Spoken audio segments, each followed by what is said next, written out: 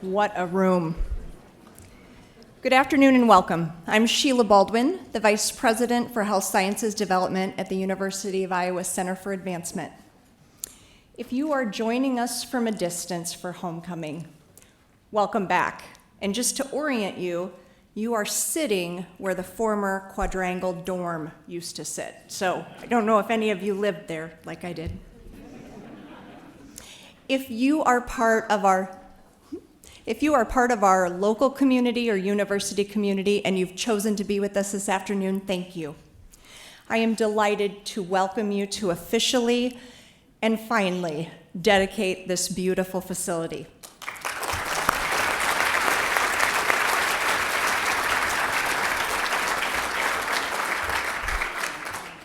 This is a really exciting day, especially for our pharmacy students, faculty, and staff. While the building has been complete and in use for some time, I am excited we can finally gather together to celebrate the transformational space.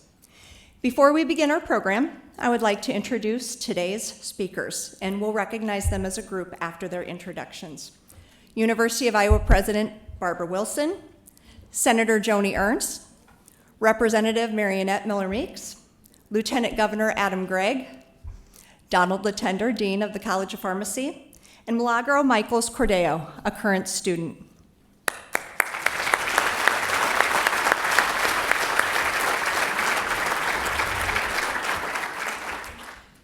This building project would not have been possible without crucial and significant state support, so we are especially glad to have state leaders on hand to mark the special occasion. I'll ask each of them to give a wave, and again, we'll recognize them as a group.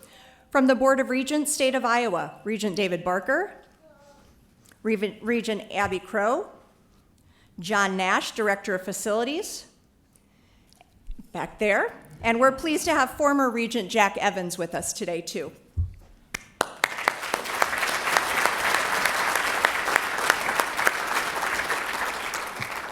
Some of our local representatives are here with us as well. Representative John Forbes, Representative Mary Masher, Senator Joe Bolcom, the Honorable John Lindell, Mayor of the City of Coralville, and former Senator Bob Dvorsky.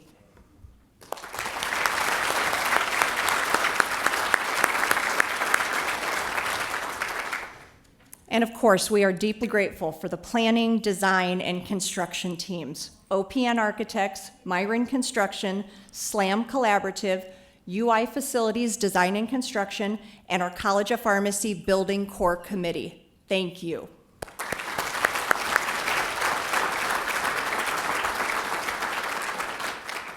My colleagues at the Center for Advancement and I have the privilege of working with alumni and friends to connect them with areas of the University of Iowa that match their philanthropic passions.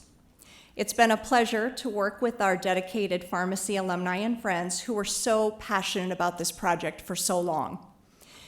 In fact, nearly 800 people made donations to the building, and you saw the most significant of them on the donor wall when you came in.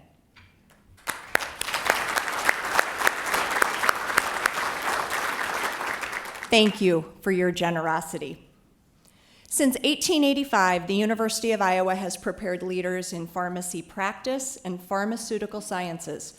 Today, the college is consistently ranked as one of the best pharmacy programs in the nation. Graduates are sought after as highly skilled professionals who have received a first-rate education. And as we all witnessed during the pandemic, our Iowa pharmacy family has been instrumental in shaping the response and delivering care to Iowans and beyond. We are deeply grateful for that leadership and expertise.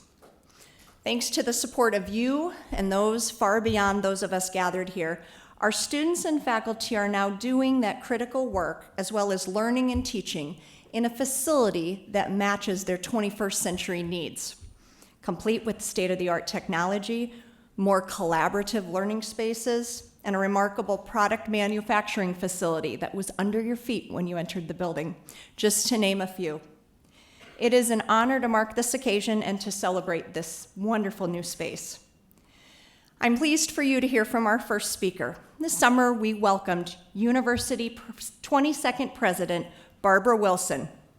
Barbara is a native Midwesterner and came to Iowa from the University of Illinois system, where she served as Executive Vice President and Vice President for Academic Affairs and was a professor in the Department of Communications at the University of Illinois Urbana-Champaign. She previously served as Executive Vice President for Faculty and Academic Affairs and then as the Harry E. Preble Dean of the College of Liberal Arts and Sciences before being appointed Interim Chancellor from 2015 to 2016. Before joining the University of Illinois in 2000, she was on the faculty at the University of California, Santa Barbara for 12 years. Please join me in welcoming University of Iowa President Barbara Wilson.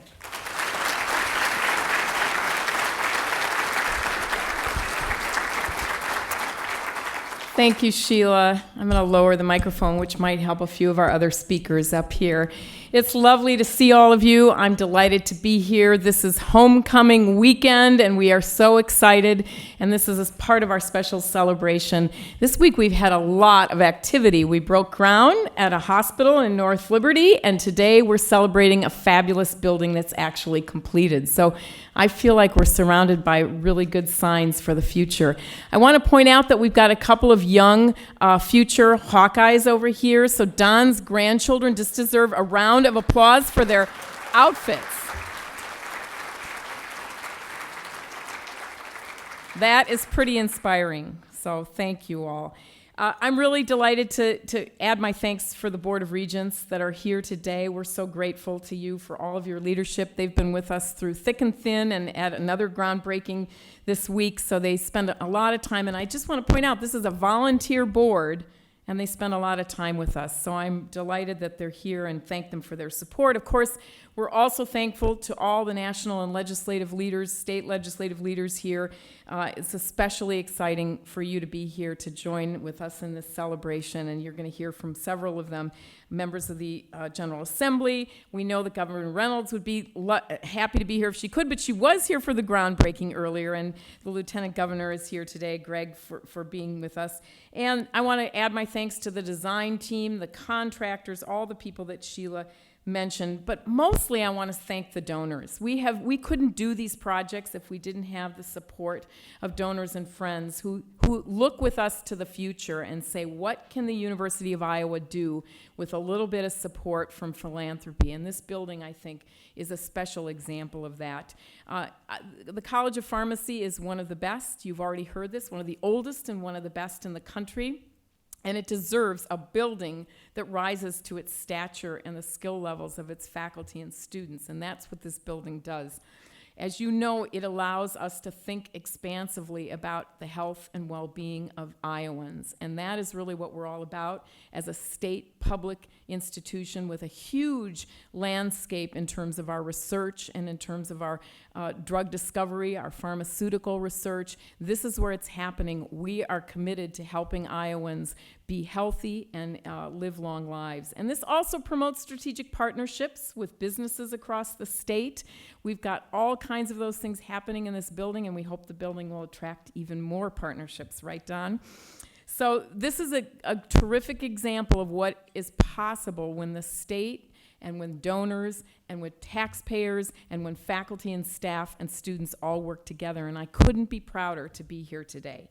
So I want to take now just a moment to welcome to the podium Senator Joni Ernst, and we just met today, so it's lovely to have her here. She is the first woman U.S. Senator in the state of Iowa, and she's been tremendously supportive of the research that goes on at this university, and I just found out that she was pretty pivotal in the whole beginning stages of this building, so she deserves an extra special round of thanks from all of us. Please.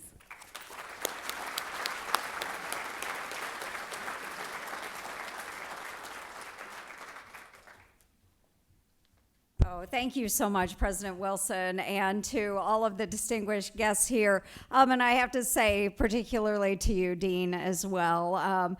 We were just walking down memory lane all those years ago when we met. The Dean actually made a trip down to Red Oak, and we sat down on our town square. and had a coffee with one of our local pharmacists who had graduated right here at the University of Iowa many, many years ago. Sold me on your project. I'm with you, Dean, so thank you so very much. And everyone, it is really great to be with you today and participating in the College of Pharmacy's building dedication. And this is a very special moment in time. These occasions do not happen every day, and it does take a lot of hard work and determination to get to these points. So everybody probably knows and understands that I'm an Iowa State Cyclone, but I'll be honest. There's only one day that I do not cheer for the University of Iowa. That comes and goes every September. I have to say you did quite well this year. But I truly am glad to be a supporter of your university and all of the activities, especially, President, the research and development that you do here. It is very important not only to the state of Iowa, but to our great United States as well. So thank you for that. We are so proud of the invaluable work that is done here on this campus, and this new building is really a testament to the belief that people have in the opportunities that come out of the university in this setting, and the wonderful legacy that you are providing for future generations. So we know that dedicated students and faculty will continue to have a wonderful space to continue doing their groundbreaking work and advancing pharmaceuticals, something that is so important and a lively discussion for many of us at many levels all across the United States, both in the state legislature and in our federal government. So again, I just want to reiterate the great work that is done here at the University of Iowa. And this groundbreaking, it's not just symbolizing the physical presence today of this building, but also the future generations of leaders that we see coming out of the university, and all of the wonderful work that we will continue to see generation upon generation, and the many lives that you will touch along the way. So again, my heartfelt thanks and gratitude for those that have come forward and supported the university and the efforts in this new building, those that support the program, and of course, not only the lives that you're touching here today with the students that will be graduating and have the honor of using this facility, but for many, many wonderful generations to come. So thank you all so much, and thanks for allowing me to spend some time with you today. God bless you.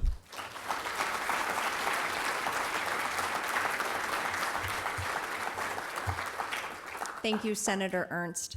We are also fortunate to have Marionette Miller-Meeks, U.S. Representative from Iowa's 2nd District, with us. She's a physician and a former state senator and director of the Iowa Department of Public Health. Please join me in welcoming Marionette Miller-Meeks.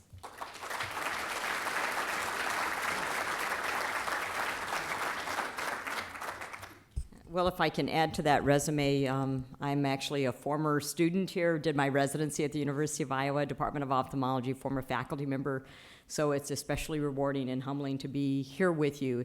And let me just say to the students that although the building is beautiful and lovely and state-of-the-art, it's dwarfed by the faculty and the researchers with whom you will interact and who will expand your future, which is limitless. So thank you, President Wilson, and thank you, Dean Latender, for the invitation to participate in the dedication of the new housing for the University of Iowa College of Pharmacy.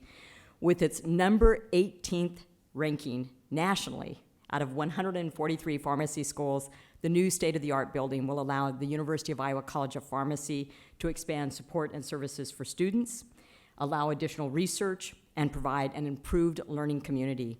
Over 1/2 of the pharmacists in Iowa are educated here at the University of Iowa, and one such alumna, Jane Nicholson, who resides in my district in Oskaloosa, won the National Good Neighbor Pharmacist of the Year award for the work she and her staff do at Mahaska Drug. I participated in administering COVID-19 vaccines there, and I can fully validate their work in the community and additional pharmacy services that they offer that would merit such a recognition and replication throughout the state and country. and that's the services that are provided here at the University of Iowa College of Pharmacy.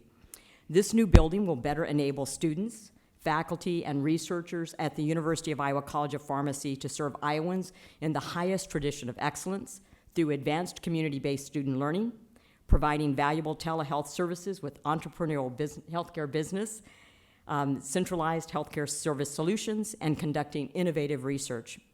Throughout the support of the state of Iowa and donors, as has been mentioned across the country, this state-of-the-art facility has moved from the architect's pin and to the world-class University of Iowa Healthcare campus, and it will foster and advance the University of Iowa's highest professional ideals of excellence in both healthcare delivery and research with both hope and optimism. Thank you so much to all of you that are here today for both the state of Iowa's support, your donors' support, and the support of the College of Medicine and the University of Iowa. Thank you.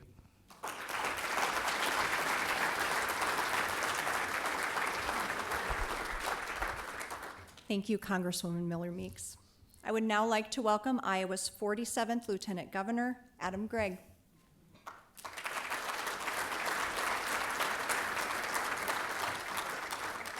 Well, thank you. It's an honor to be here, and it's an honor to serve you in the role of Lieutenant Governor. Let me start out by saying that Governor Kim Reynolds sends her regards. She's not able to be here today. As President Wilson mentioned, she was part of the groundbreaking yesterday, however, in North Liberty. But I want you to know how honored and proud I am to have the opportunity to represent her, represent our team, and represent our state here with you today. I also want to acknowledge the state legislators who are here and appreciate the role that you played in appropriating funds as part of this too. So let's say thank you to them one more time.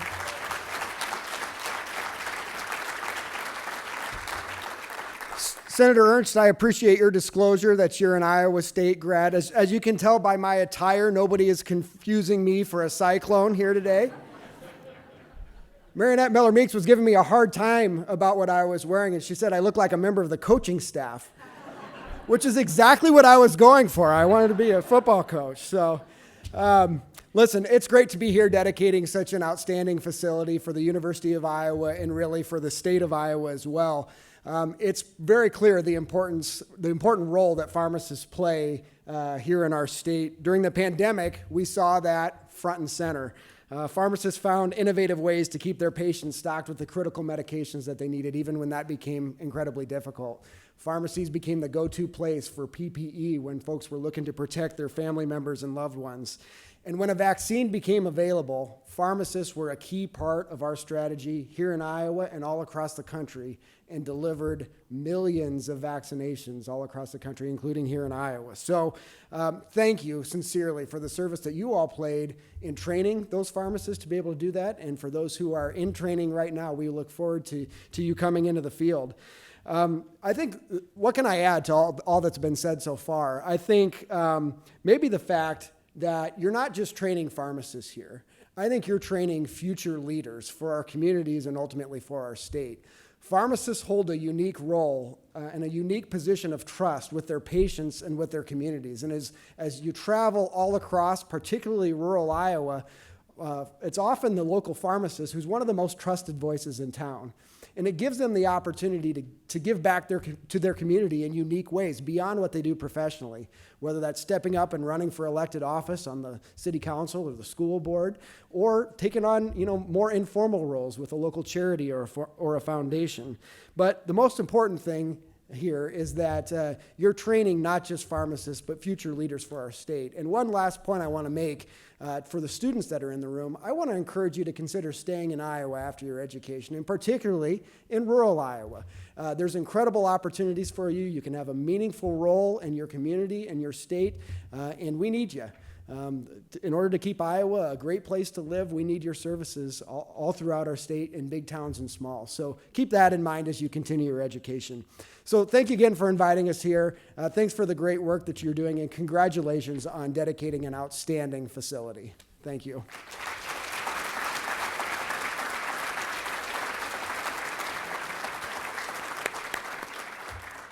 Thank you, Lieutenant Governor Gregg. Our next speaker has devoted countless hours to the planning and realization of this facility. For more than a decade, Donald Latender has served as Dean and Professor in the UI College of Pharmacy and Chairman of the Board for the University of Iowa Pharmaceuticals, an FDA-registered drug manufacturing enterprise. Under his leadership, Iowa Pharmacy stands among the nation's top 20 pharmacy schools as ranked by U.S. News & World Report.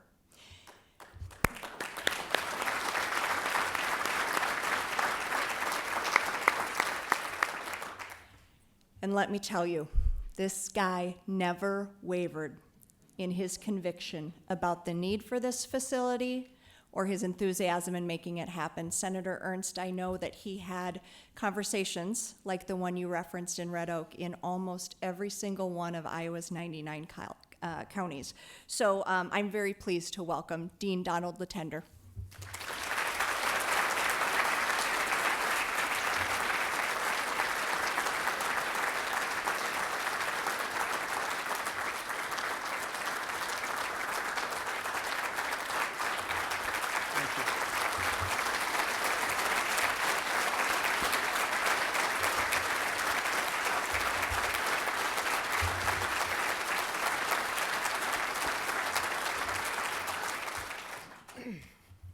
Thank you very much.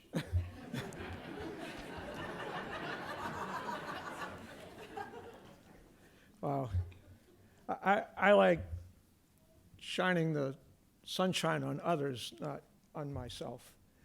I hope you can hear me okay in the back of the room, because what I want to say, I've been waiting almost 15 years to say.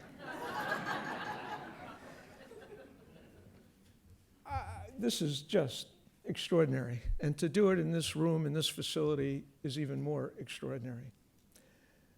Someone recently said to me, in fact, I think it was one of my grandchildren, said, Pepe is French for grandfather, by the way.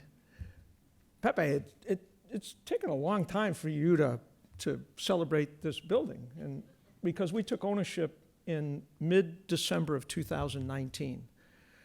And welcomed our first class the day after Martin Luther King in 2020, only to have to shutter our doors 2 months later. But because we're a health science program, our education just doesn't stop. It's just that we had to modify the use of our building, since March 13th of 2020 to even present day.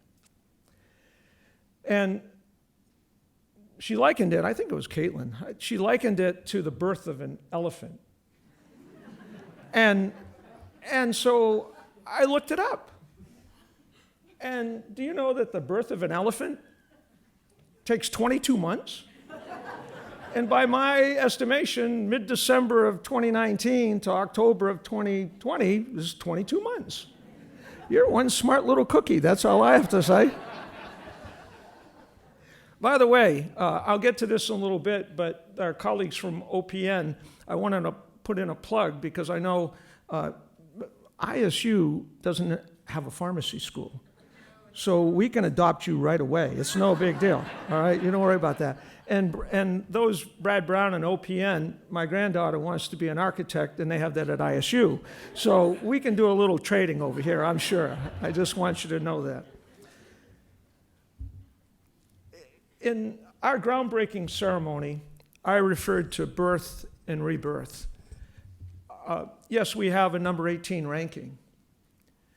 That's largely our biggest drawback, quite frankly, is our facility. When I tell you that when I came here in 2007 that I had been to every college of pharmacy in the United States of America and Canada because of the work I had done previously, I had a basis for comparison. Rest assured, ladies and gentlemen, we had the worst facility of any college of pharmacy in the nation and Canada. And now we have unequivocally not only the largest, most complex enterprise, but the finest facility in this country. And that's a tribute to everyone.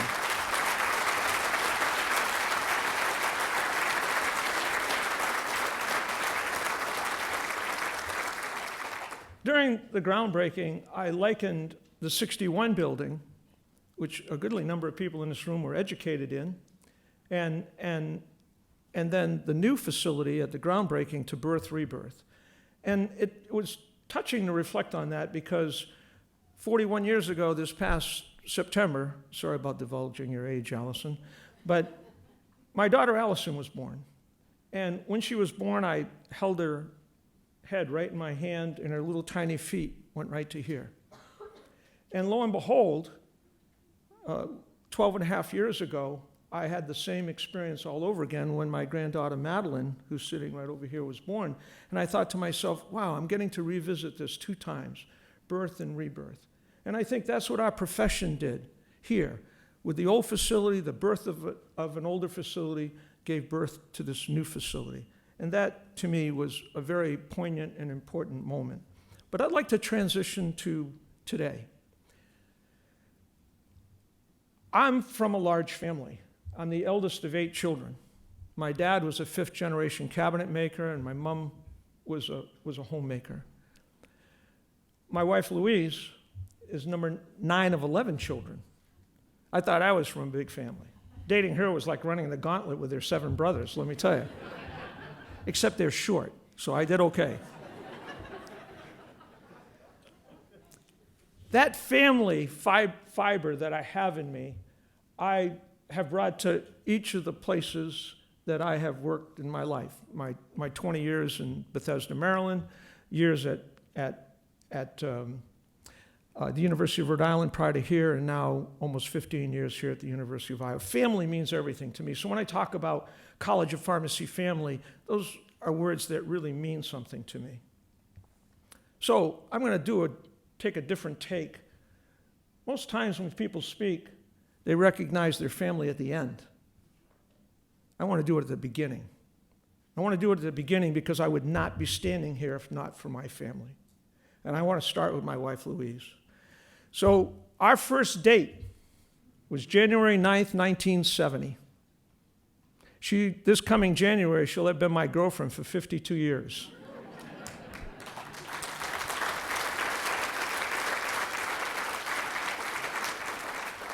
Somewhere along the way, 46 years plus, we got married. And that gave birth to 4 wonderful children. Our daughter Allison, who's seated right over here, and her 3 brothers, Jacob, Philip, and Matthew, who can't be with us, but are in New Jersey, Pennsylvania, and Rhode Island, respectively. And they're cued in right now. They're watching this, but virtually. So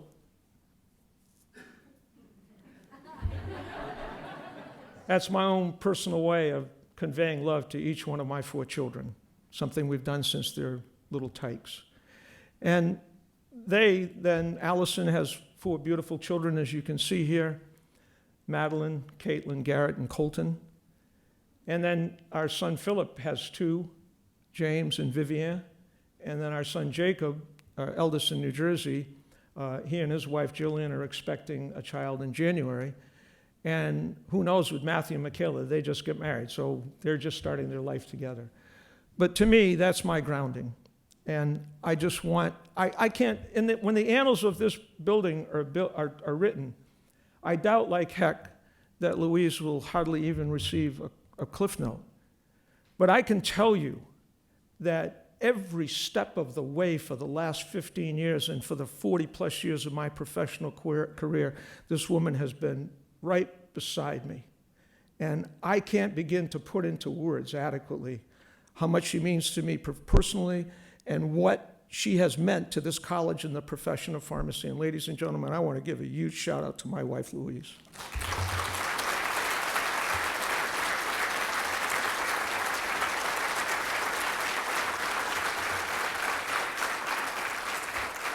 To my children and grandchildren, grounding, meaning, and purpose you give to my life, equally, I can't put those into words. I'd like to transition now to my mom. And no, I'm not going to go through all 157 members of my family. But if you'll just bear with me for a couple of minutes, I'll bring this home. So my mom was a devout Catholic and a woman of, her faith was just unbelievable. My dad, he was a cafeteria Catholic. He kind of picked and chose what he wanted. At least that's what my mom called him. As the eldest, I had cherished memories because I was the eldest, in the summertime, Mom and I used to go sit out on the front porch. Dad retired early because he worked 6 days a week. He would have worked 7, except that Mom made him go to church on Sunday. But my dad worked and retired early and went to work in the workshop. So Mom and I would have a chance to sit out and chat. And I remember as a young boy asking my mom, I said, Mom, what am I going to be when I grow up? Now, mind you, no one on either my mom's side or dad's side had ever gone to college before. My mom graduated from high school. My dad went to 6th grade. And my mom said in French, travailler dur, work hard. And then she would go on to say, rêver en grand, dream big. Mom is sitting right here. My mom and dad passed away a goodly number of years ago, but trust me, they're on my shoulders. My mom on one side, my dad on the other. Dad was all about work ethic. Dad, in order to augment as an independent private owner of his own cabinet shop, there were times when business was slack, and so he had to go to work and actually worked in building buildings like this.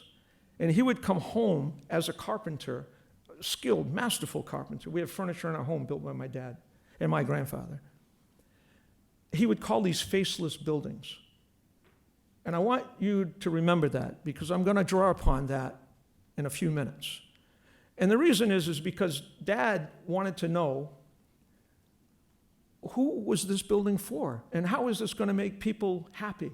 He never got to meet the people that occupied the building. He never got a chance to understand what this building was about. To him, it was just banging nails and cutting and doing things, and he just wanted to know what the purpose was. So he called them faceless buildings, and that's never left me, and I'll come back to that. I'm going to just quickly go through. I can't cover everyone in this room. Lord knows everyone understands that. So forgive me if I don't mention your name. But I want to identify, first of all, Senator Ernst. And the reason I do is it's already been mentioned. For 4.5 years, I crisscrossed this state, and I did 96 of the 99 counties. And in so doing, actually, God's honest truth is one of the first legislators, it didn't matter. The side of the aisle didn't matter. We needed to have the entire legislature to support something like this. So I started out with Senator Ernst, and we had the most cordial, wonderful visit. She was interested, she was sincere, and we walked away from that. She said, just let me know how I can help you. I said, well, not now, but in a few years.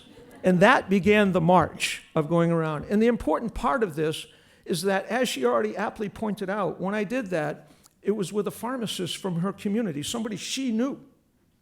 And one thing we're leaving out is when it was appropriate, I also brought along a student from that region. And Nathan joined me, and I know he's on the virtual call today, and Nathan grew up in her district.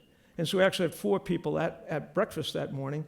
And that personal relationship between the pharmacist and local legislator was fundamentally important.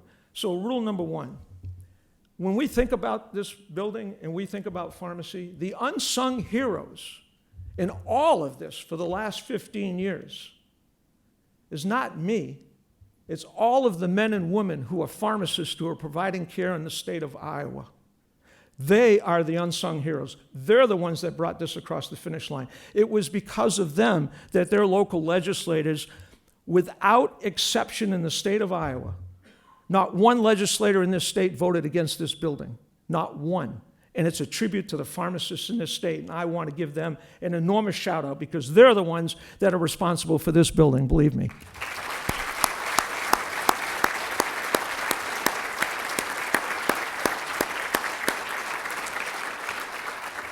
Senator Ernst and other legislators who, and I want to mention just really quickly, I can't go through all of them at all, but the Senate House Oversight Infrastructure Committee was huge, and it was important. And support from individual members like Senator Ernst was really fundamentally important. But just some names that popped into my mind: Dan Usman, Linda Upmeyer, Timmy Brown Powers, Todd Bowman, Matt McCoy, Chuck Soderberg, Dave Heaton, Sally Stutzman, and one member of that group is here today, and that's Bob Dvorsky. And those individuals on that Senate House Infrastructure Committee were huge in helping us to support it, to get this thing rolling, and then the help of all of the other legislators. I can't begin to thank the legislation enough, because when we talk about donors, the biggest donor of this building is the state of Iowa. So thank you to all of the legislators in this state for your support, and that's a great segue. So Bob, thank you very much for the work you did on the Infrastructure Committee. Yeah, thanks.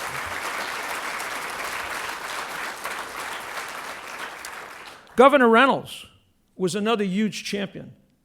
Yesterday, this is a picture. I asked Mike Brownlee, as our chief pharmacy officer and associate dean, and that's at the groundbreaking yesterday that Lieutenant Governor Gregg mentioned.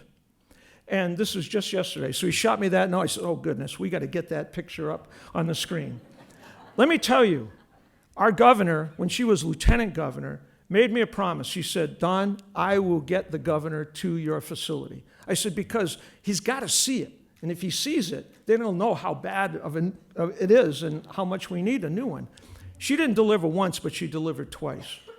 Our governor was enormously helpful and supportive in this new facility. So, Lieutenant Governor Gregg, when you go back, tell her from me, I send her a big hug and thank her for all of what she did in helping us with this facility. So, legislators, senators, members of the House, governor's team, I just can't thank all of you enough.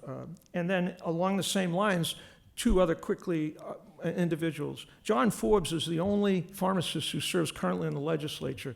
He was recognized earlier. But John brings a very steady, balanced, unbiased. When there are questions about health care and drug delivery, John's the person they go to, and I want to give a special shout out to John Forbes right over here.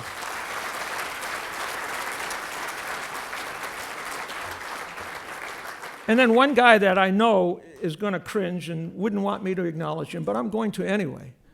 And that is the Board of Regents is graced with a gentleman who has an extraordinary interface with the legislature, and his name is Keith Saunders.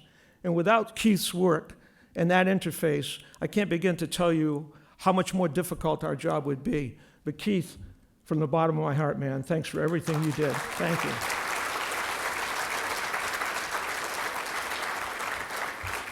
UI leadership, Doug True at the time, Rod Lennertz, Don Guckert, those guys were very instrumental in helping us along the way. On the facilities management side, where's Krista? I saw her earlier. She's got a purple outfit on. Krista Scranton, I'm not, because of time, I can't possibly mention all the facilities management, but Lynn Flynn and the whole team just know how appreciative. But Krista Scranton, and once her compadre Dan Cassidy, who has now moved on to another position. But Krista, I want you to come forward here a little bit. I know you don't want to do that, but I want you to. Let me tell you, this lady was singularly responsible for ensuring that we stayed on time and on budget. And she deserves an immense amount of credit for all the work that she did.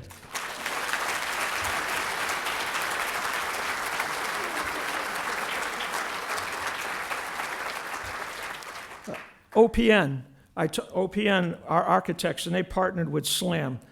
So I just want to mention two gentlemen because we work so closely with them. Brad Brown is the principal, but other members of that leadership team are Jim Meyer-Gast and Matt Stewart, and I know Jim and Matt are here. And the thing I want to say about OPN was we did a whole series of charrettes, and it's only fitting that we're in this room because a whole series of charrettes were done with our students. And OPN, if I had to use two words that describe them, they listened. What are your needs? And we want to accommodate your needs.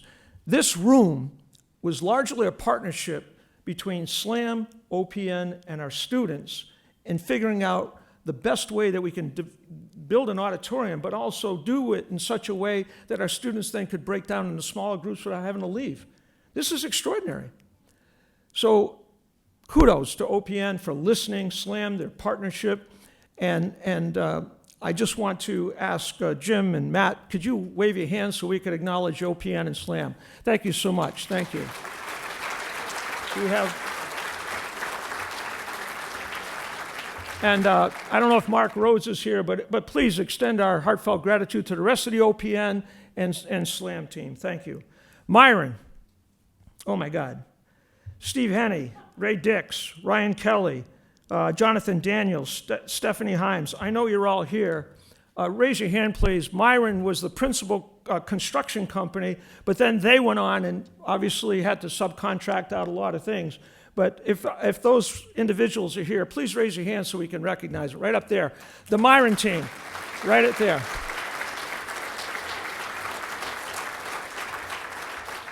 Now I'm going to ask your indulgence because I'm going to do something that likely has never done before because I want to come back to faceless buildings and my dad. Derek Kozer, Keegan Ray, and Eli Kempf, could you please come right down here? These gentlemen did not know they were coming here this morning. This is new. And I'll explain. This moment in this ceremony means a tremendous amount to me. Which one of you is Eli? Eli. Okay. Why am I asking these four gentlemen to come up? They're all laborers. Eli's a carpenter. I wanted these men to know that this is not a faceless building. I wanted them to know that the work that they have done, and hundreds of others, like these men and women, to help build this, for them to understand that the work that they do with their hands and their skills matters, and that we respect and honor them for their skills. Because without it, we don't have a building. Plumbers, electricians, carpenters, masons, framers, individuals, I could go on and on and on. Keegan, he's stripping, relocating the metal pans. Derek, I hope I'm doing it justice, is exterior skin lead and site lead superintendent. Eli, carpenter, as I mentioned, and I miss him. I'm Sean. Thank you. Ladies and gentlemen, I want you fellas to know, look out here. And many of them are students. When you go back, tell the scores of individuals who worked on this building like you fellas did, how appreciative we are of their talents. And you're like my, oh, Eli?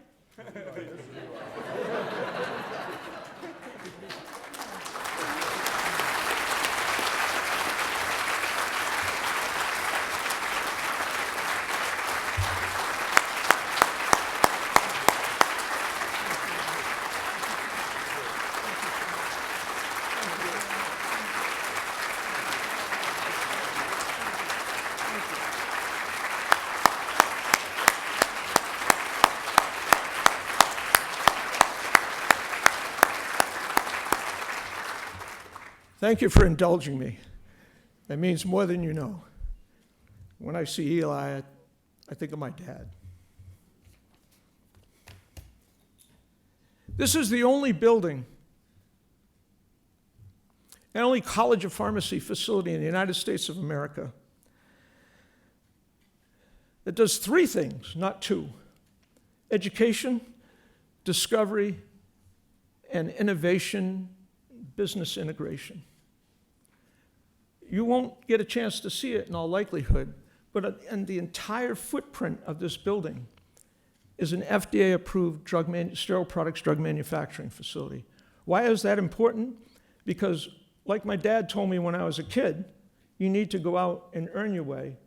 We're trying to think of ways in the future so that we can develop and generate the revenue that is fundamentally necessary for us to help keep the cost of education in check and to help drive research. Why not earn our way through this and generate the resources that are necessary to do that? We believe fundamentally that that's important, and I'm hopeful that by us taking the lead, that others on this campus, across the state and most assuredly across the nation will follow suit in business innovation and integration with education and research and discovery.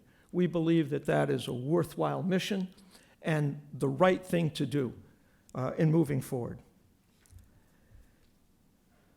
Travailler dur. Rêver en grand.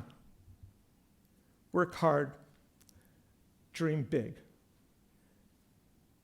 Because of all of you and so many more that we can't recognize, the support of countless, our students will be in a position for decades to come, as was pointed out, to continue to pursue their dreams, to be able to work hard and use their God-given talents in an environment like this one, which will nurture them educationally, scientifically, and otherwise, business, so on, to help them achieve their dreams. So Mom's sitting here right now, continuing to whisper in my ear, Travailler dur, rêver en grand. To all of you, on behalf of the entire College of Pharmacy family, I extend to you my heartfelt appreciation for making a day come true that many didn't think was possible 15 years ago. Thank you very, very much.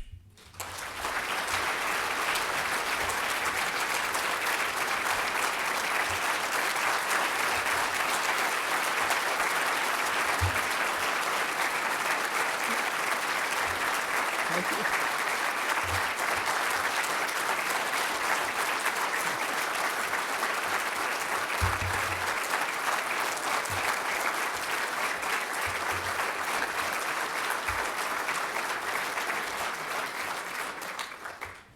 Thank you.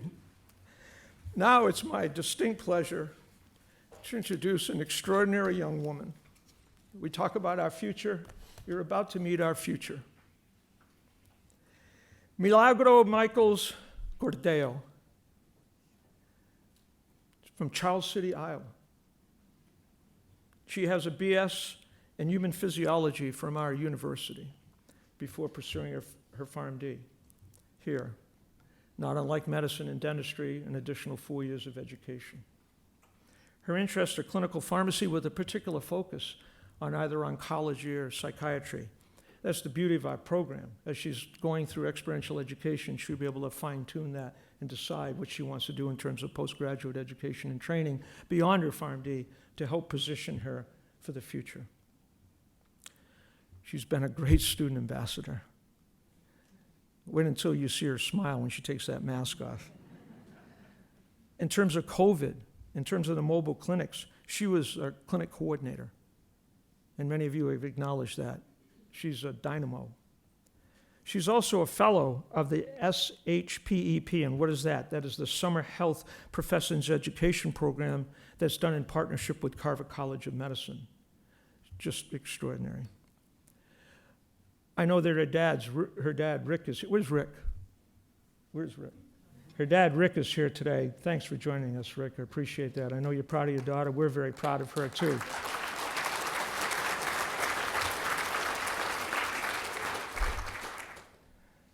Milagro, please come to the podium and share with the world here the perspectives from as a student. Thank you very much, ladies and gentlemen.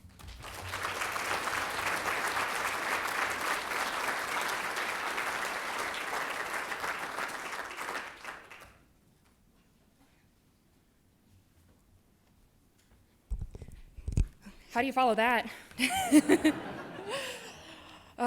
So first, I'd like to thank President Wilson for helping us celebrate our beautiful facility today. And I'd also like to thank all of the state of Iowa and the donors once again for all of the philanthropic support. And of course, Dean Latender, whose passion and persistence is why we're here. So just one more time, a round of applause for everybody. Thank you so much. There we go. So my name is Milagro Michaels Cordeo, and I am currently a third-year student here at the University of Iowa College of Pharmacy. I'm often asked, why Iowa? And before I knew pharmacy was for me, I decided to complete my undergraduate degree here at the University of Iowa because they gave me the most scholarships. Right? However, I decided to pursue my pharmacy career here at the University of Iowa because the connections provided through the University of Iowa hospitals and clinics offers an integrated curriculum that I knew would support my future career goals in clinical pharmacy. A little bit about myself. I'm a first-generation college student, a second-generation Mexican-American from a low-income background in rural Iowa, and my dad has been my best friend ever since my mom passed away from cancer when I was 10 years old. I share this with you because I'm not a stranger to adversity, but that doesn't make me special. Everyone has a story, and everyone has roadblocks. I have been wonderfully privileged to have the right roadblocks removed to provide me with the opportunity to stand here with you today. And that is a lifelong goal of mine, to help others remove their roadblocks. Something that I strive for every day and have dedicated a lot of time towards is to expand diversity within healthcare. And that is exactly what this building does. This building removes roadblocks. The level of accessibility that this building provides allows any student, regardless of their abilities or disabilities, to be able to learn and grow into the pharmacy professional that they are capable of being. It's the small things that make big differences, such as being able to properly see and hear the lecture presentation from no matter where you sit in the room, or having dedicated collaborative spaces, whether it's working on a group project or just studying with friends for this week's exam. This facility is creating stronger students today to be better equipped healthcare professionals tomorrow.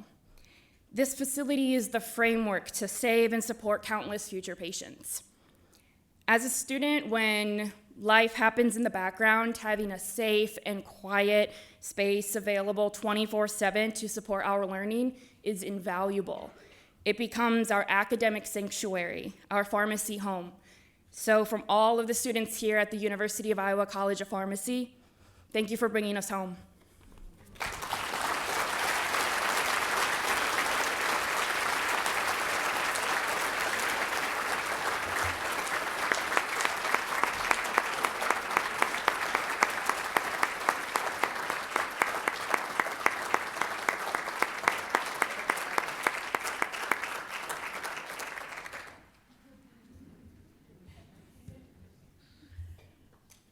Thanks to both of you for your heartfelt words and for making a building be way more than just a building. That concludes our remarks today. I hope you'll stay for refreshments in the lobby on the ground floor. We'll host a special unveiling at 4:15 near the donor wall. If you'd like to take a guided tour of the building, you can gather at that signage at the base of the stairs.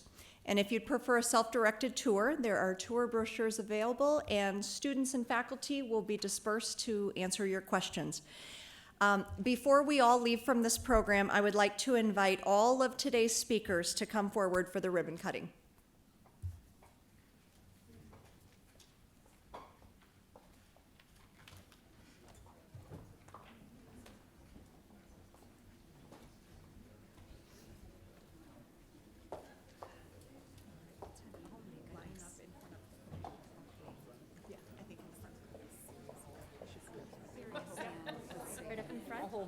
How about Lieutenant?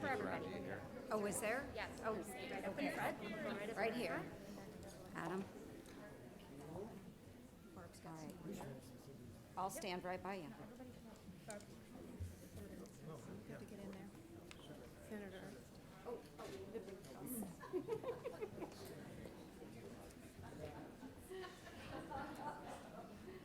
All right, everyone.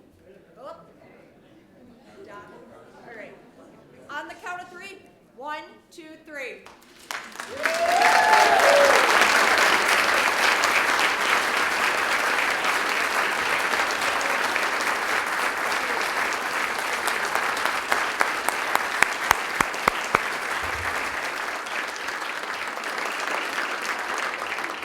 Thank you so much for joining us this afternoon. Have a great weekend and go Hawks!